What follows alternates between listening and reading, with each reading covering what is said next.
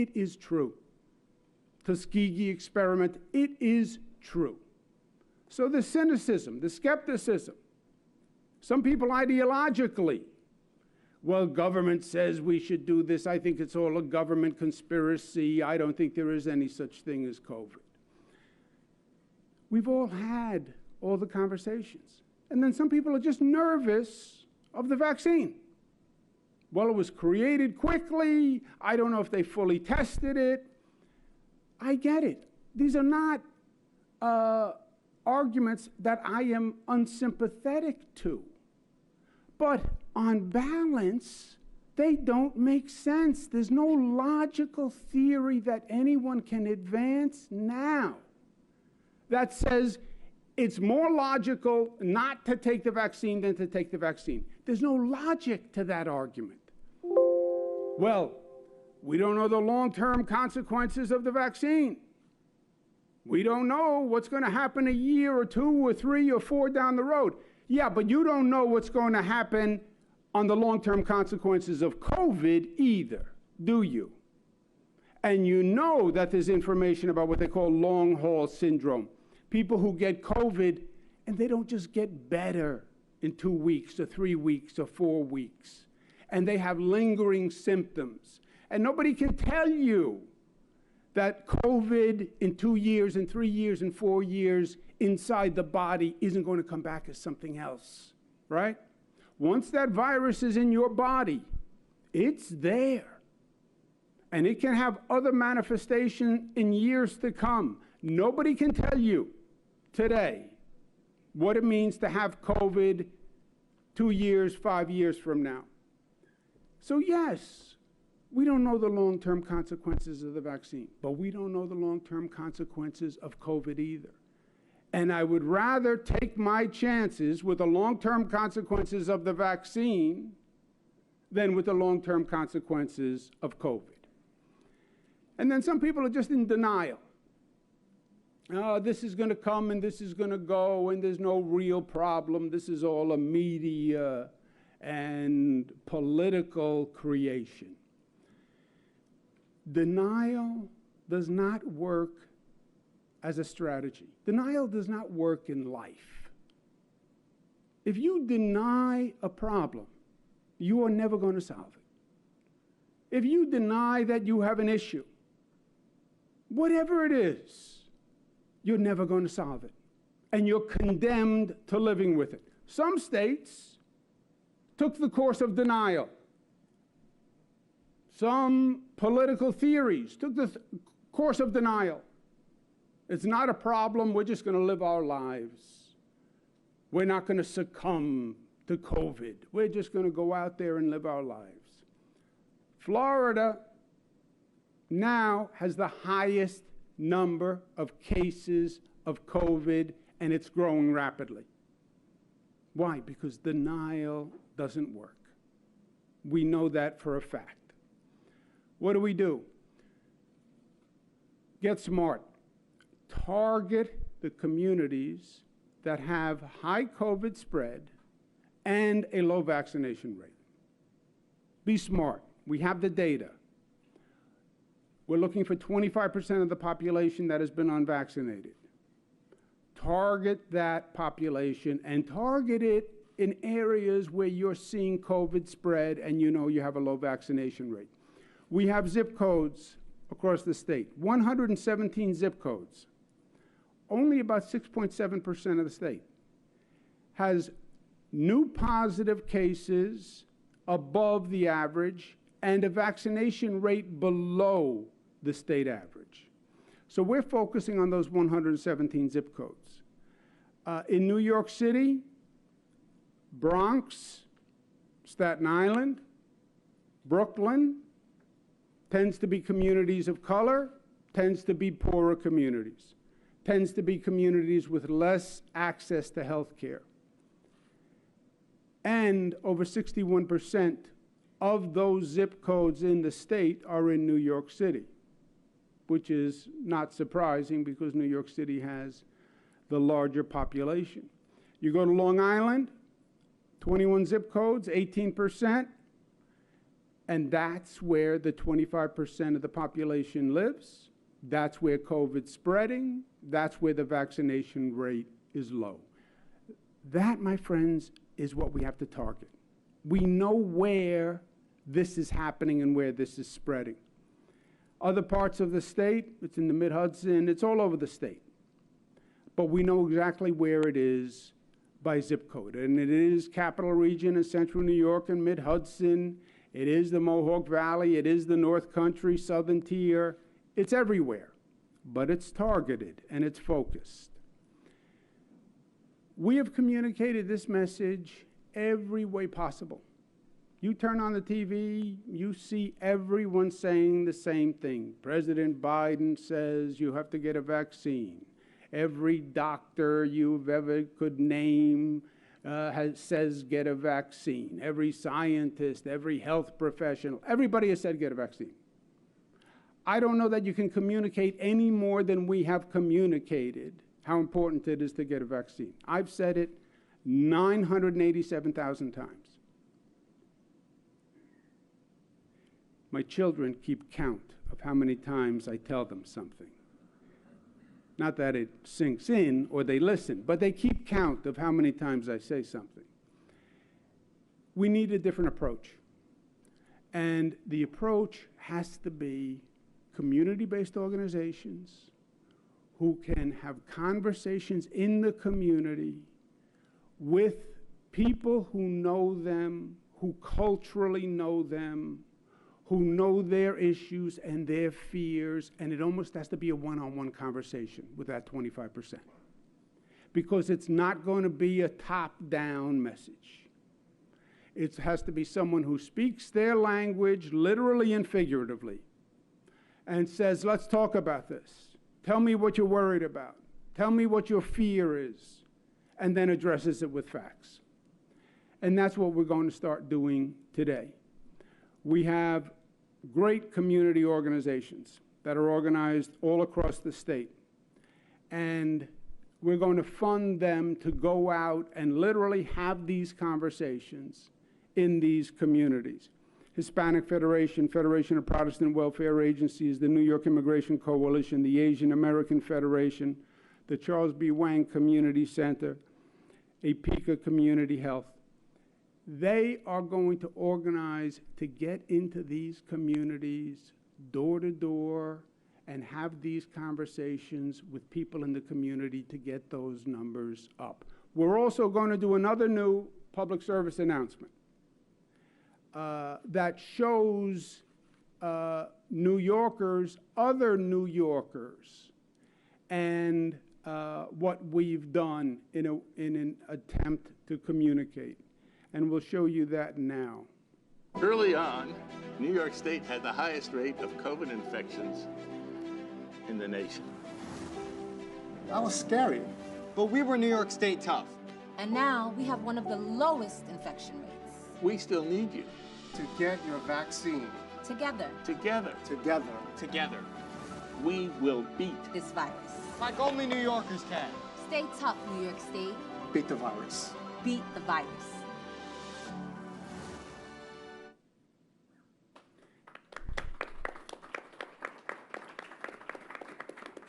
And look, in closing, before I turn it over to my guests, we cannot go through what we went through over the past year.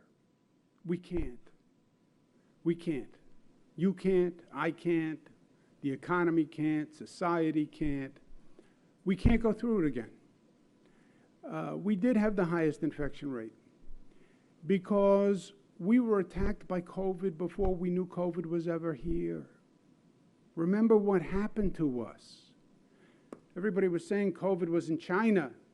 President Trump, China, China, China, China. COVID left China. It went to Europe. And it was in Italy and France and Spain. And nobody knew it. And all those flights were coming into JFK and were coming into Newark Airport and landing at LaGuardia. And COVID was coming here for months and no one knew it. And then when we discovered it, it was too late. We had COVID cases before they knew it was COVID. And then it just took off on us, and that's why we had the highest infection rate. And we were alone. It was like a New York-only phenomenon. I talked to these other governors, and they said, well, I don't know what's going on in New York, but we don't have that here. It wasn't because of us. It wasn't something about our immune system. It's just that it came here first. And we had to fight back from that highest infection rate.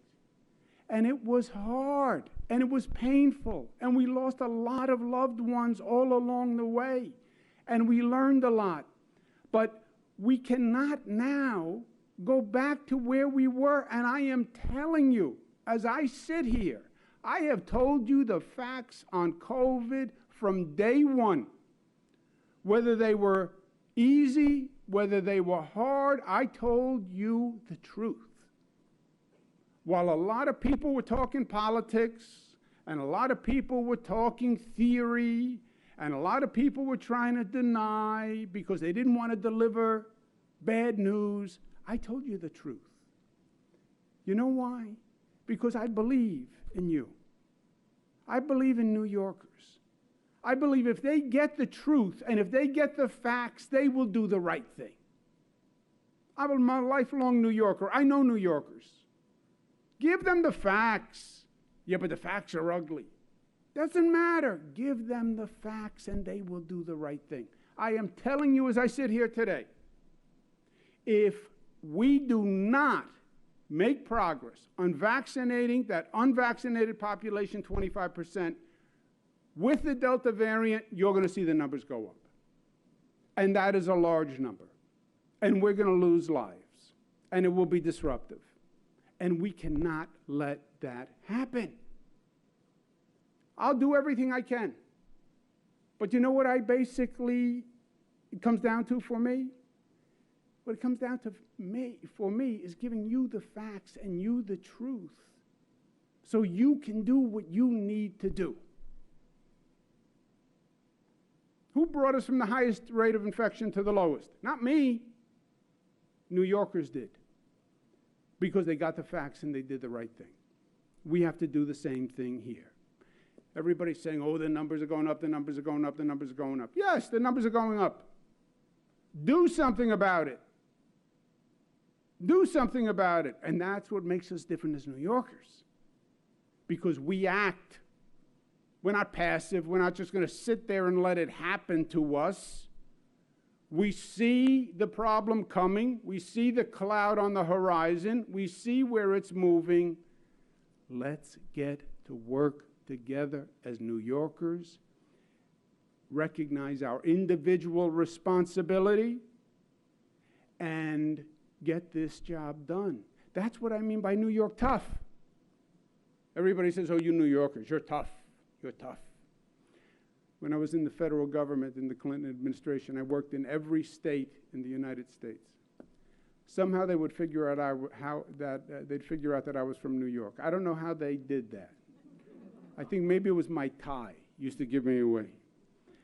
But they'd figure out I was from New York, and they'd say, oh, you New Yorkers, you guys are tough. I'd say, yeah, we're tough, but we're tough in a good way. We're not tough in a bad way. We're tough in a good way. You have to be a little tough to live in this town. But we're tough in a way that makes us smart. And it makes us united. Otherwise, this doesn't work unless we're united. People from all over the globe in one place. We're united. And we're disciplined. When we have to get a job done, we do it, and we're loving. We care about each other. I wear a mask because I care about you. I get a vaccine because I care about you. We understand that we are all in this together. We understand that as goes one, goes all in this city where we all live together and in this state where we all live together. We have to get back to work. We have to get back to work. And we have to get back to work now. And we have to spread this message, or we're going to spread the virus. And we have to get in those communities, and we have to knock on those doors, And we have to convince people and put them in a car and drive them and get that vaccine in their arm. That is the mission. And while everyone else in the country is saying, oh, boo, the sky is falling, the numbers are going up, New York is going to say, yeah. And that means we're going to get ourselves in gear, and we're going to get the job done. And the people who are with us today will be on the front lines, and the people who are in this room will be on the front lines. And I will be there with you. We went from the highest infection rate to the lowest. Now let's show this nation how to stop the spread of COVID among an unvaccinated population. If anybody can do it, New York can do it, and we will do it. Thank you. You go first. I'm going to turn it over to a person who I admire very, very much, and she's been through many critical situations, and her leadership has always shown New York a light. Jennifer Jones Austin. Thank you, Governor. I first want to begin by doing something that many of us don't get the chance to do, and that is to thank you. Thank you for your leadership throughout this pandemic. It's been a long 16 months, and you've stayed the course. It's been a long haul, and it's continuing, and we know that we can count on you to stay the course. So I just want to thank you for that. Thank you very much, Jen. Thank you. I want to thank you for inviting me here today, but more importantly, I want to thank you for the funding that you've announced to support community-based organizations on the ground, reaching out and engaging with those who have been hesitant to take the vaccine up until now. The new funding that is being provided for community-based organizations throughout New York will greatly expand our joined-up efforts to make sure everyone is accurately informed about the vaccine and that everyone has easy access to it. The research, as the governor talked to us, is showing us that the great majority of those who sadly and tragically are becoming infected, hospitalized, and dying these days from COVID-19 are unvaccinated. And so often they're from the communities that have been hardest hit, communities of color.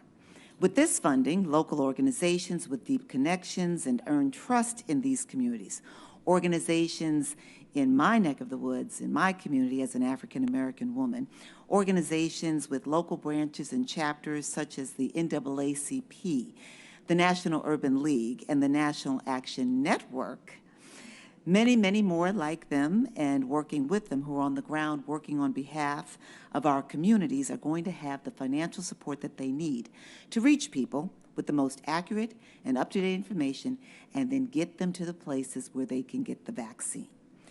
Years ago, when I was battling a life-threatening illness and I needed a bone marrow transplant from a donor of African descent, I turned to the community, my community, for help.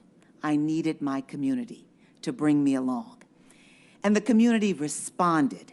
The community showed up. I got a transplant, and I survived. And I learned community is best positioned to take care of community. And that's just what this funding is going to allow. It's what this funding is going to enable. Community taking care of community. Now, we all have a role to play in this critical final push. I'm going to call it the final push. We're not going to be at this for the long, or much, much, much longer if we all do what we need to do. So it's the critical final push. We've come so far in this battle to end COVID-19. It's like a race, and we all have to finish strong. Not doing all that we can to get as many people as possible vaccinated is like nearing the end of the race and not finishing strong. Now, I'm not a preacher. Well, I'm not a licensed preacher. But I do read and I do follow the scripture. And in this moment of urgency, I am leaning in on a verse in the second book of Timothy, chapter 4, verse 7. I have fought the good fight, I have finished the race, and I have remained faithful. Governor, with your support and with this funding, we're going to remain faithful, we're going to keep fighting the fight, and we're going to finish and finish strong. Again, I say thank you.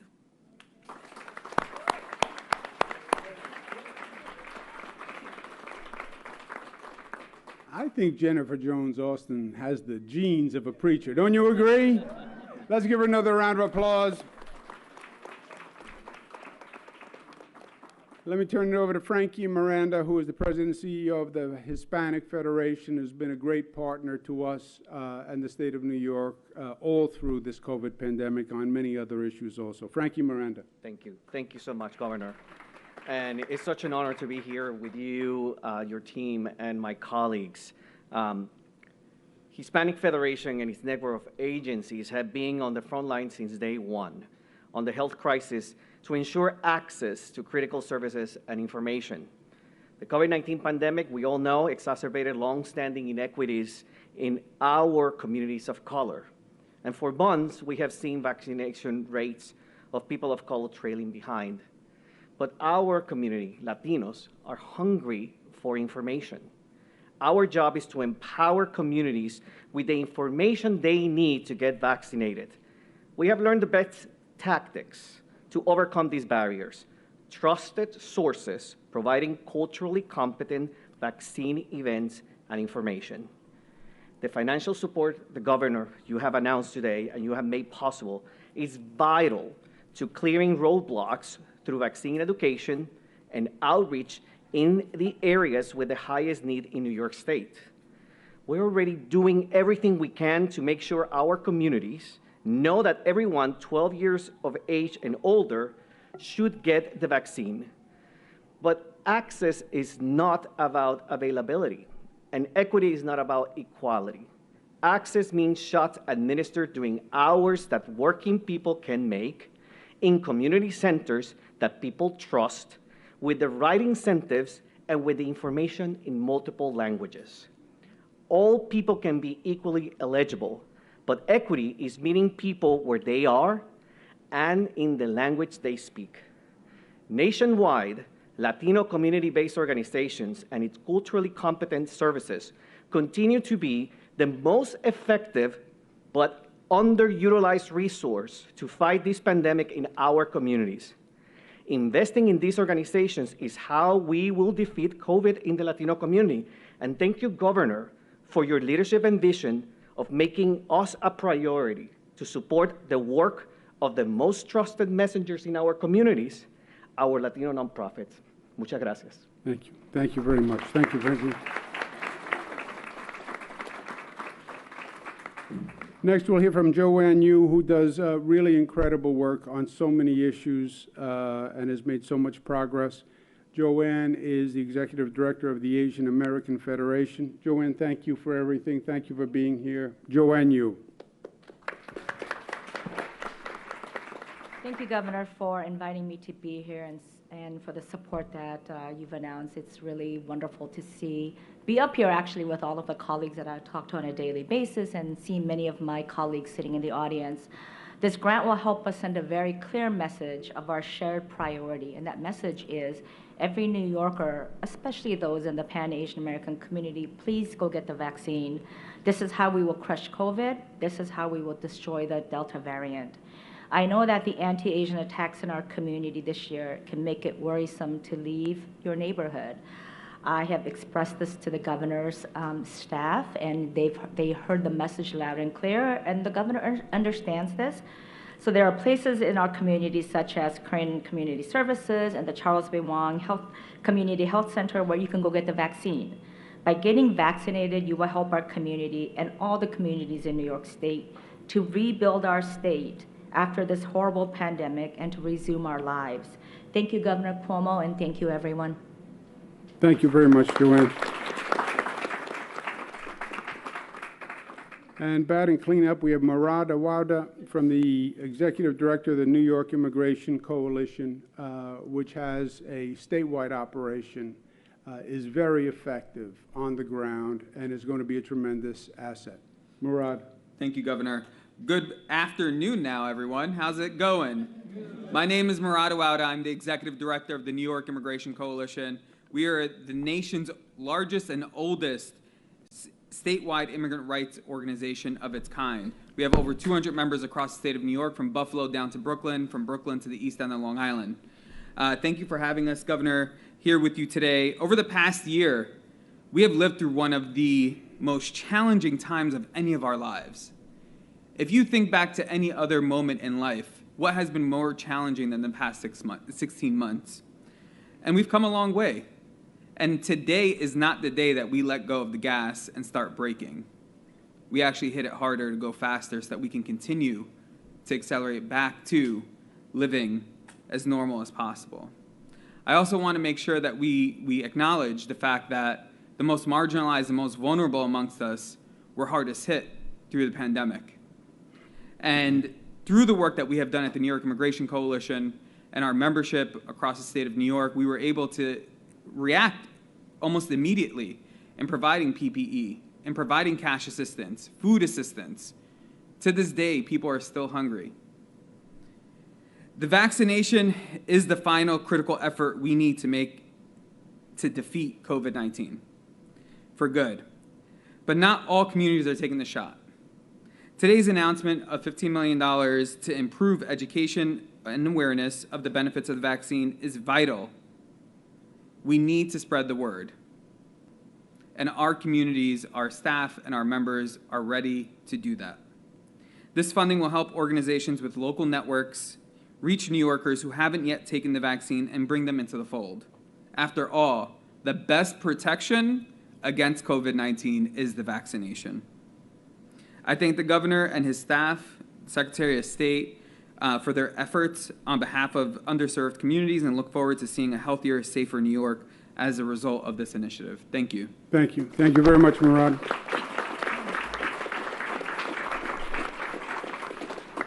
I'm excited. I believe in this strategy. I believe it's going to work. I believe these groups have the credibility. I believe we have the facts now. We have a very strong case. You know, it's not like we're asking people to take a vaccine the first week of this situation, right? You have an entire world that has been taking the vaccine.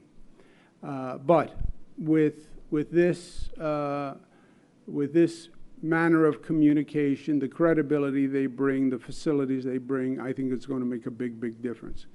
We're going to get to work. Any questions from the press? We'll take a couple. Seeing no questions. Governor, until last week, New York was the only state in the nation that hadn't sent out billions of rent relief to people in need. Only a dozen New Yorkers got help last Monday. How many are going to get help this week? Who's accountable for the slow glitch-plagued rollout? And what will you do to get the money out before the moratorium lifts or the Fed shift money to New York money to a state with a better program?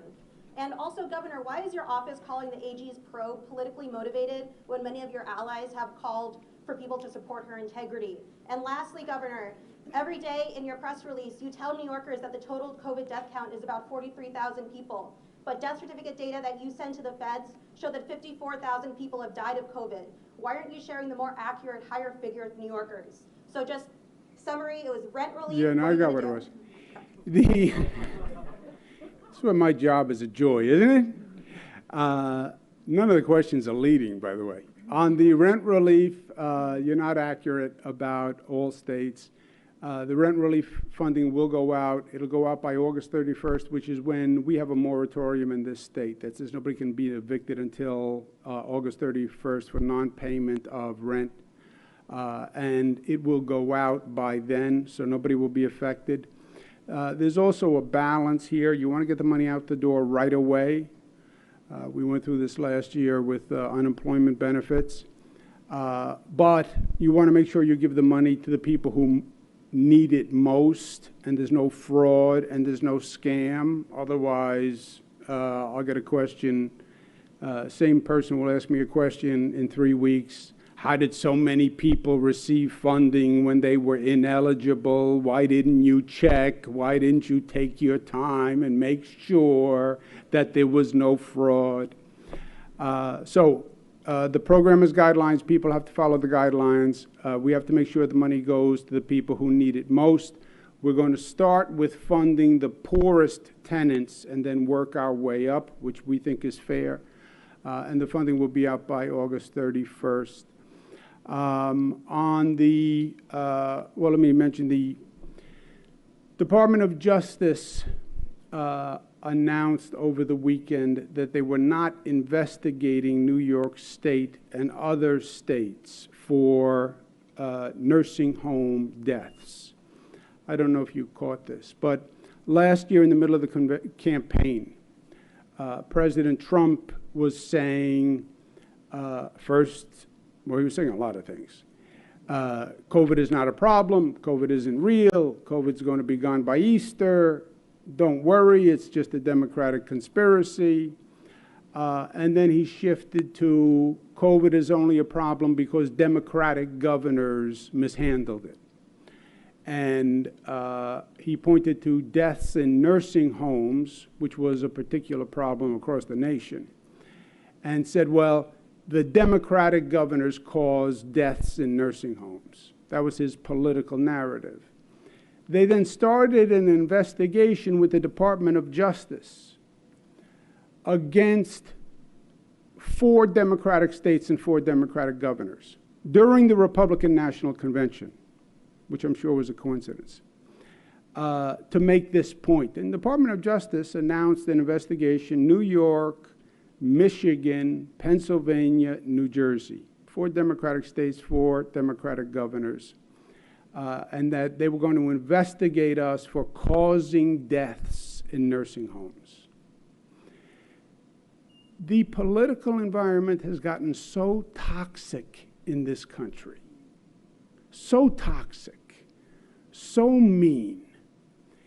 It was an outrageous allegation. New York followed the CDC guidance.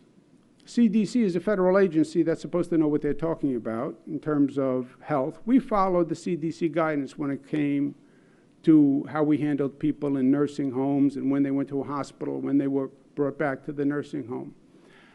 Second, by the number of deaths as a percentage, number of nursing home deaths as a percentage, New York is number 31 in the country. We're not even near the top in terms of percentage of deaths in nursing homes. Why New York? Except that it was all politically motivated. And the Department of Justice announced this weekend that they're not investigating those states. Of course, this was political hyperbole, and of course, this fed into the politics of the time. Democratic governors caused COVID. President had nothing to do with anything. But this kind of toxic politics is bad. First of all, people lose trust in the system and in government. Department of Justice is supposed to be the Department of Justice. It's not supposed to be a political operation. It's not supposed to be you investigate political enemies. You call up the Attorney General and say, I want you to start this investigation against my political enemies. Right? People lose faith in the integrity of the system. Second, to say to people who lost a loved one in a nursing home, it could have been prevented. It was a mistake by government bureaucrats. That's why your loved one died. How cruel. How cruel. You lose a loved one in a nursing home. I lost my father. You say to yourself, why, God? Why did you take him, such a good man? And then they suggest, well, maybe your loved one didn't have to die. It was a government mistake. How mean to do to the families who lost a loved one in a nursing home. And third, what we should have been talking about was what happened and how do we learn from it so it doesn't happen again. How did COVID get into the nursing homes? Why didn't they have enough PPE? Why didn't we have enough tests? Why didn't we have enough swabs? Learn the lesson because it's going to happen again. But it was politics. It was toxic politics. It violated the basic concept of justice in this nation. And it did a lot of harm and a lot of damage. And it went on too long. This went on for like a year. until finally the Department of Justice dismissed it. In general, with the AG's review, let the process continue. Let the facts come out. I'm very eager to get the facts to the people of this state. And I think when they hear the actual facts of what happened and how the situation has been handled, I think they're going to be shocked. Shocked.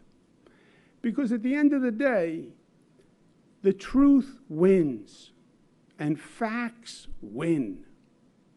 And then I don't care what your bias, what you're a conservative reporter, you're a liberal reporter, facts trump, pardon the pun, ideology. And I am eager for the truth to come out here, and New Yorkers will be shocked. Any other questions? You didn't answer my questions, Governor. I was asking, why is your office calling the AGs pro-politically motivated when many of your allies have called for people to support her integrity? And why are you telling the public every day that 43,000 New Yorkers have died of COVID when actually that number is 54,000 and much higher? Why aren't you sharing the most accurate rate? There are two different death rates. One is reported by the state. One we report to the CDC, which counts the death toll differently. There are two different definitions. CDC, we provide the data. They report one. We report the numbers the way we've been counting them from day one. Is that accurate? Yes. You want to explain the difference in the two? Hold it. Get an answer. If you want an answer, get an answer. So the difference in presumed deaths versus actual confirmed COVID deaths, we have been, since this time last year, doing confirmatory testing for COVID-19 on all decedents in the state. We believe our number is more accurate. The presumed data is requested and is reported, and the CDC chooses to report that larger number. Yeah, so in other words, there are two definitions. One is people who you actually know died of COVID. That's the number that the state reports. Actual confirmed deaths by COVID. CDC asks for actual deaths and presumed deaths of COVID. What does that mean, presumed death? Well, that means the nursing home operator or the hospital operator wasn't really sure, but they said we presume they died from COVID. Depending on how much faith you put in presumptions, that's one number. The actual death and presumed dead, that's the CDC number. Our number is actual death. On the AG's report, I said I have concerns as to the independence of the reviewers. That's what I've said. And is politics, is this all happening in a political system? Yes, that is undeniable. Question? On the AG report, is your message to voters then that they should not trust the outcome of the investigation? No, do you regret initially authorizing the investigation a few months back when Luis, calls for your resignation? As I said here today, I believe in New Yorkers. I am a lifelong New Yorker. I know New Yorkers. They are not naive. They know what's going on. They know what these reviews entail and who's involved. And when they get the facts, I am very confident that they will be shocked at what they have heard about this versus what they know about it. And I'm confident that when they get the facts, they're going to understand exactly what happened. Governor, why are you calling the independent investigators? Excuse me, you asked enough questions. I know, but why are you calling the independent investigators unreliable? What's the evidence? Look at who the independent investigators are. They've been widely supported by you and many of your supporters and experts in the state. Do a little history. Go to Google. Google the independent reviewers and tell me what you see. Yes, ma'am. Do you think that the Assembly should only consider articles of impeachment based solely on the AG report? The Assembly will consider, the Assembly investigation is broader and has a broader mandate and is independent. Take through all of this, you can keep leading the state. We haven't seen you in 10 days as Delta has spiked. How do you reassure New Yorkers you won't go dark every time there's a major development in the AG's investigation? Because I never go dark. That was said just before we were about to do the state budget, right? You had some elected officials say, oh, he's not going to be able to get the budget done because he's going to be distracted. We got the budget done. We got the budget done on time. And we've done phenomenal work every day since. And COVID, we are 100% on top of COVID. Now, COVID has been in a different place, obviously, than it was. And as you also know, COVID now, the state role has changed on COVID, right? You're aware of that? You're aware of the new legislation? Yeah, I don't think you are. The state was in charge of all COVID decisions, and which meant we made decisions for every locality in the state.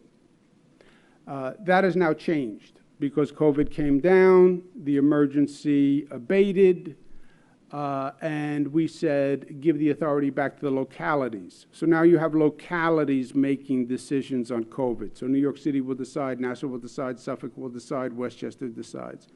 So they're making decisions on the day-to-day management of COVID. I will say this to the localities. I think they should be taking this very seriously. I think this spike in numbers is alarming.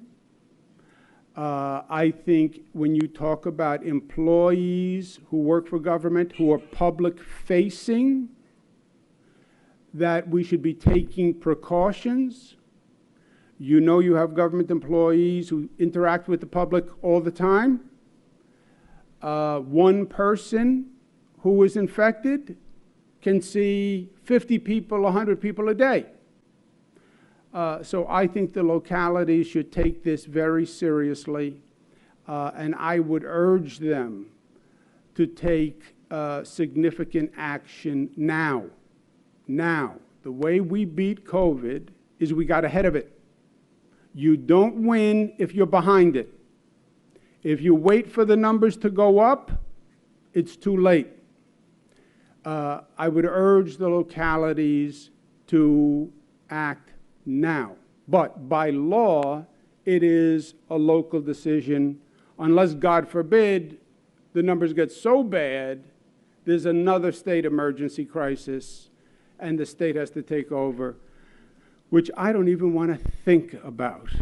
I don't want to go through that again.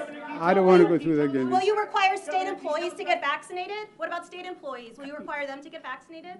Do you mind if I let someone else ask a question? You can answer that question. Okay. It's important. Yeah, okay. Given the Delta variant and also given the fact that these indicators are going up, you see what's going on in France where they're requiring so-called tests for it for anybody to be allowed in any sort of public venue. Is that something you would think about or consider something that New York City now is saying, mandating either a vaccine or a weekly test for all employees? Juliet, right now these are decisions that are left to the localities. We have not declared a state takeover of local control, which I did early on in the pandemic, right? And we had that conversation. I said this is no longer a New York City problem or a Nassau problem or a Westchester problem. It's all of the above. And to deal with it intelligently, you need one statewide policy. You can't have a patchwork of policies. In Nassau, you wear a mask, but you take it off when you go to Suffolk, and then you put it back on when you go to Queens, but you take it off in Westchester. So confusing. They had all these different rules. We're not at the point where the legislature has passed legislation that would allow state action. It requires legislative action. So it's up to the localities right now. Oh, well, nervous. I don't like the word nervous, Juliet. I don't get nervous.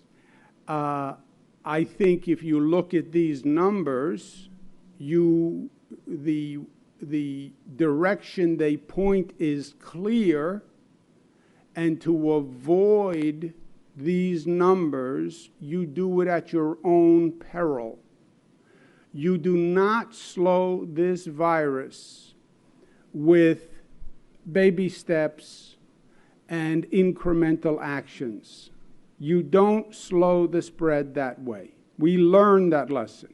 Been there, done that. So I urge localities to take it seriously and act seriously, especially, Juliet, public-facing employees, right?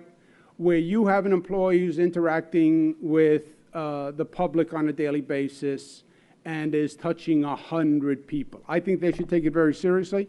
I think they should also be targeting these same communities in their area.